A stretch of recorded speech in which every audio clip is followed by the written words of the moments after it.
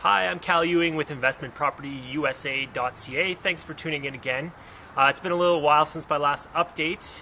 It's because we recently had a new addition to our family, and my wife's actually taking this video while holding our little baby, so if you hear some gurgles, that's probably why.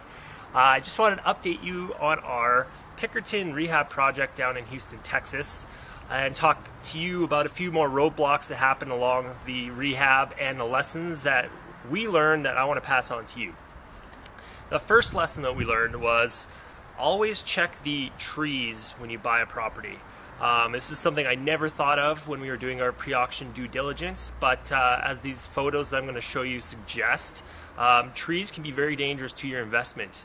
One tree that was in the neighbor's yard actually fell down out of nowhere one night. There was no storm or anything, it just fell right on the roof of our house, caused a couple $100 in damage.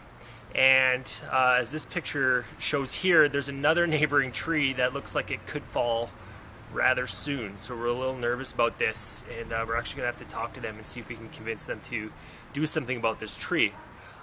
So when you're buying a property, get an arborist in there, just have a look around, or just look yourself and just see if there's any potential dangers and deal with them quickly, because you could lose your investment. The next lesson that I've learned is dealing with general contractors. We had a really good general contractor do a lot of the rehab of this house that you've seen in previous videos. We fixed the outer wall, we painted, we drywalled, we did windows and doors, we did trim and carpets, and it all turned out really well until we started doing the kitchen.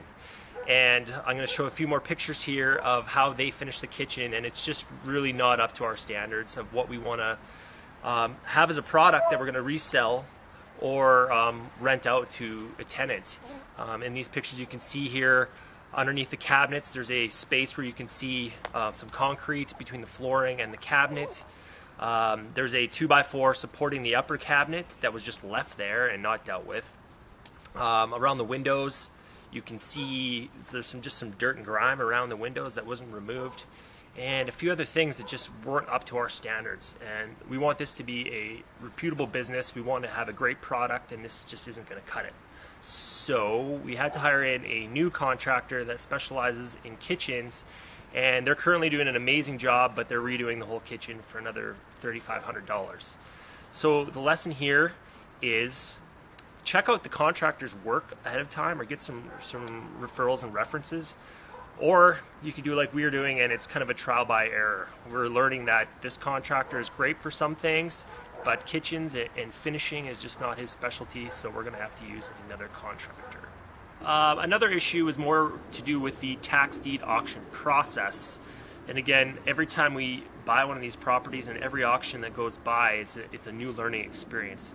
And what I found with this property in particular is I missed, actually, one of the owners wasn't notified. It was the wife of one of the previous owners, and they weren't notified of the sale. The husband was, but the wife wasn't. There was no record of her being served in regards to the lawsuit. And so what I found is if we want to resell this property, no title company is going to insure it for probably 4 years, because it's just too risky for them that one of the previous owners wasn't served. And so we found a way around this. We actually found a buyer, an investor that is willing to buy it despite of these title issues. But it could have been a problem for us if we hadn't been able to find a buyer. So again, the lesson we learned here is make sure you really learn how to check the tax suit, the lawsuit, and make sure every owner on title was properly served. And the county courthouse or the county records will have all records of the service that you can see online, and just double check or work with the title company to make sure that they were properly served. And then you'll be able to resell the property as soon as the redemption period is over. So those are a few lessons that I've learned over this past couple weeks. We're just about ready to actually sell this property. Again, the kitchen rehab has slowed us down a bit, but otherwise it's going really well. We got new appliances in. We got washer and dryer, dishwasher, stove, the whole shebang for $1,300, so we're totally thrilled with that. It was a great deal. So yeah, we're just finishing up the kitchen and we're going to sell it off.